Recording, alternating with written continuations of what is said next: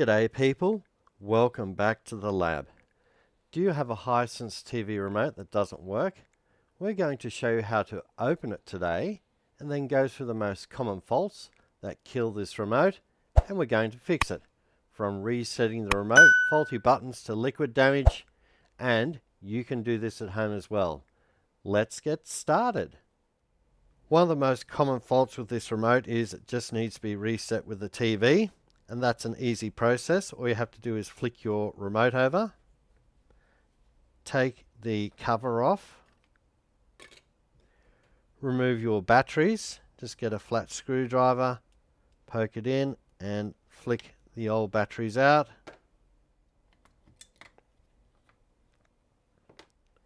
Flick it back over, hit the power button a couple of times to make sure your remote is fully powered down. There's a little capacitor inside this remote that acts as a little battery, and by hitting that power button a couple of times it will make sure the capacitor is completely discharged and not actually powering up the chip inside. Then all you have to do is unplug your TV, wait 60 seconds, plug your TV back in again, get a fresh set of batteries, flip your remote back over again, put those new batteries in, put the cover back on the remote, and then give your remote a go then and see if it operates your TV. The next common issue with this remote is that one of the buttons isn't working. And there's a lot of videos out there that actually say, oh look, press every button on the remote and give it a bit of a whack. And sure, that may fix it in the short term, but it doesn't address the real issue that you've actually got dirt and crud on the inside of the actual remote itself. So what we're actually going to do is we're going to give this remote a bit of a washout. And while we're giving a washout, we're actually going to cover liquid damage as well. We're going to hit two birds with one stone. But before we take the remote apart, I suppose we better subject it to some liquid damage. And we're going to do that right now. We've got our remote here in some bakeware. Don't tell the wife I'm doing this. And let's make this real. We'll actually pour some water over the top of it. Push those buttons, get the water in. But I don't think that's enough. Let's hit it with some cola all over the top. Get it nice and fizzy. Spin it around, plenty of cola in there, and we'll let that concoction go off for a couple of hours, and hopefully we can get lots of liquid inside this remote, and then we'll rip it apart and we'll do a repair on it. Right, a little while later, yuck, what a mess. We'll put that off to the side. We better sneak this bakeware into the dishwasher. Now we better open this up. As you can see, it's still sopping wet with coal and water. So hopefully some of the liquid has seeped into it. Right, let's take our back cover off and expose the batteries. We just flick them out with our screwdriver.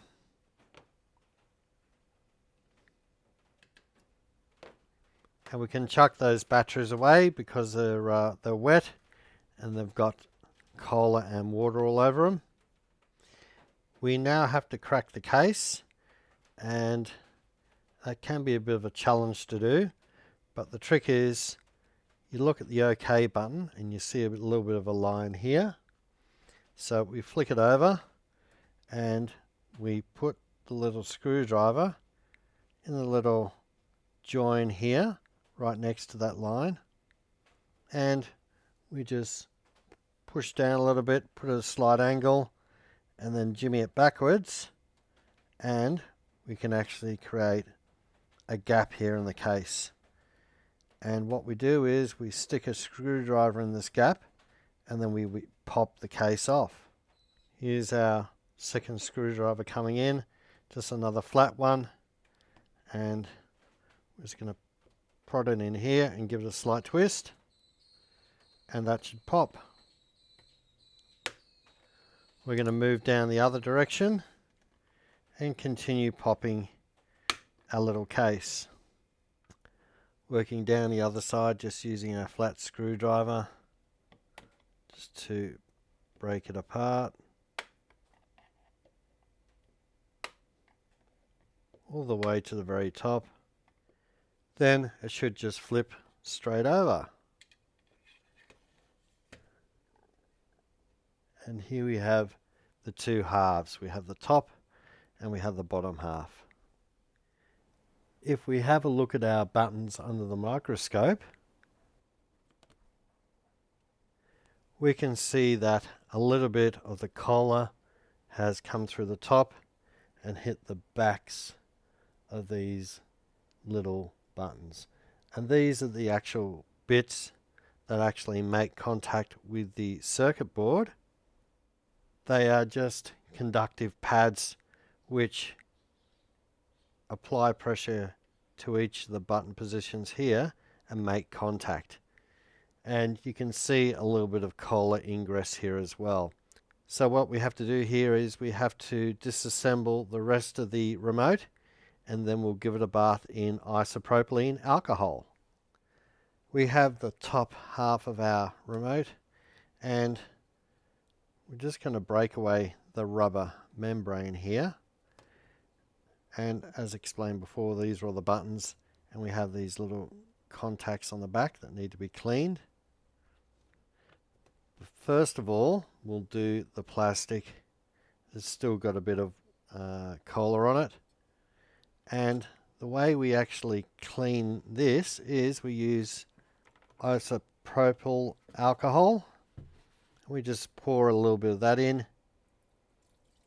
Be aware that this is flammable, so don't put it anywhere near sources of ignition. Use it in a well ventilated area.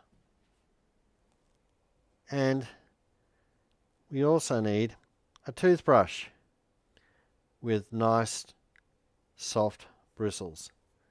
And what we're going to do is we're just going to scrub the back of this plastic, get rid of all the residues of water and collar, give it a bit of a scrub on the front. You can choose to wear gloves if you want to. It's up to you. So we've scrubbed all that down. Put that aside to dry. We'll next put in our rubber membrane and just give it a very light scrub on the back.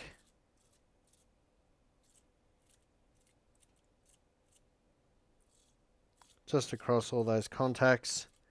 Get rid of the residue of collar and water. And that's a great thing about isopropyl alcohol. It actually absorbs water, and that's why we use it. Let's clean this up. Just shake that off. Put that aside. There are other products such as rubbing alcohol. Don't use this. Absolutely useless. It's only 64% alcohol. And it'll leave your remote smelling like flowers, but it won't do a proper cleaning job. We now move on to the printed circuit board. So we break that away and plop it in. And we give that a bit of a light scrub. Paying particular attention to all these little contacts.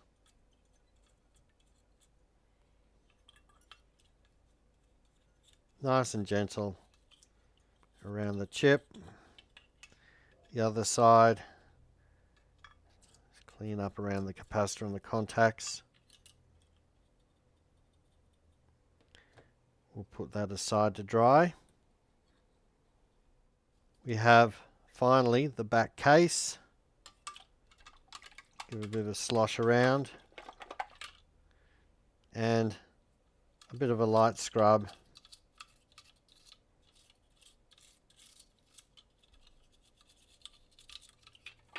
And across the back of the case as well.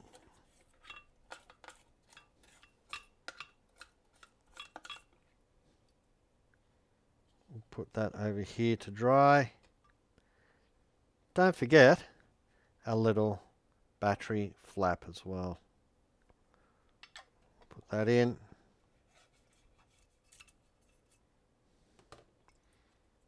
And we're all done. We'll just put everything aside to clean up. Dispose of this isopropyl alcohol in a safe manner. And as I said before, you have to use it in a well ventilated area, away from sources of ignition. And you can wear gloves if you feel like doing so. Everything is now dry, but if you have stubborn stains that won't remove all that easily, it may be coffee or cordial or something of that nature.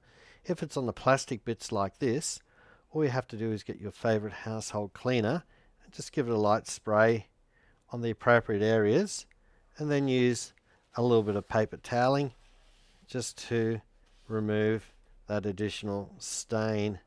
Nice and easy to do, just to finish off if you want to.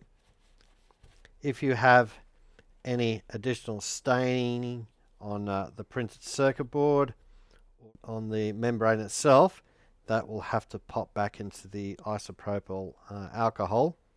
Now all we have to do is address the problem. If you have, let's say, a faulty button and it's not operating correctly or only operating half the time, all you have to do is identify that button and then look at the corresponding pad on the other side. What we'll do is we'll have a look at that under the microscope right now. This is our number 7 little contact on the printed circuit board, and let's pretend one of these tracks was broken or a little bit worn away, and it can happen if you have a common button that's used all the time, such as volume or channel. Find the broken track and just run over it with a pencil, and the graphite from the pencil just gives that track a little bit more conductivity and will make that little contact last a little bit longer, and it should bring your button back to life, but only apply the pencil to the track parts that are worn away. Other than that, we're ready to put everything back together. So get your front bit of plastic, flip that over, put your little rubber membrane back in there. It'll only fit one way. And then get the back bit of plastic, and we have our printed circuit board. Align these contacts here to go down these little holes so your battery has connectivity.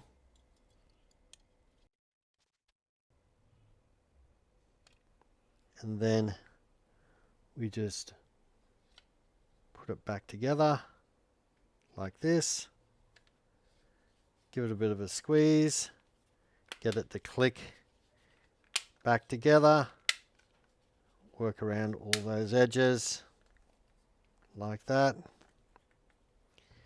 Get a fresh set of batteries, put those back in, get the polarity around the correct way, negative at the spring end and the opposite way around. Put your little battery flap or cover back on, and it's all back together. Hopefully this has fixed your problem, and it's better to fix something rather than throw it away. If you're still having problems, you may have to buy a replacement remote from eBay. Just type in Hisense Remote and the appropriate model number at the bottom. If you're interested in repairing other stuff yourself, check out the rest of our channel. Don't forget to share, like, subscribe, and other than that, we'll see you next time in the lab.